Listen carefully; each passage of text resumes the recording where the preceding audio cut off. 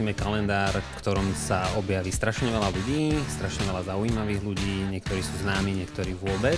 Sú to ľudia rôznych rás z celého sveta.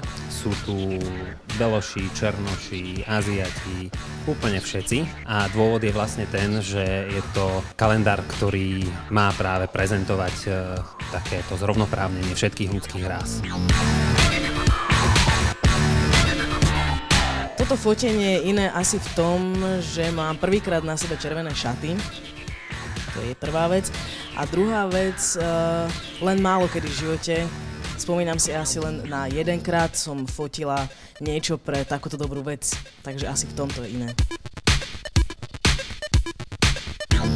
Ahojte, ja som Tina a vy sledujete Fashion TV.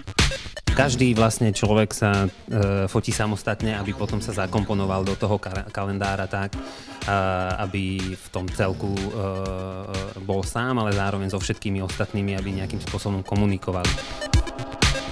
Sú tu deti, sú tu dospelí, naozaj rôzne vekové kategórie. Je to vďačné. Veľmi príjemne sa fotí s deťmi. Stretol som, musím povedať, veľmi talentované deti, že som to až nečakal. Takže to fotenie si mi bolo veľmi ľahké, veľmi jednoduché.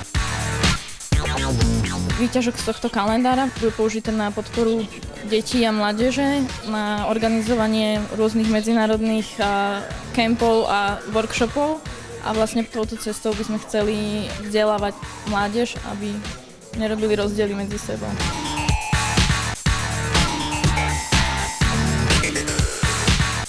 Ahoj, ja som Rišo Kej.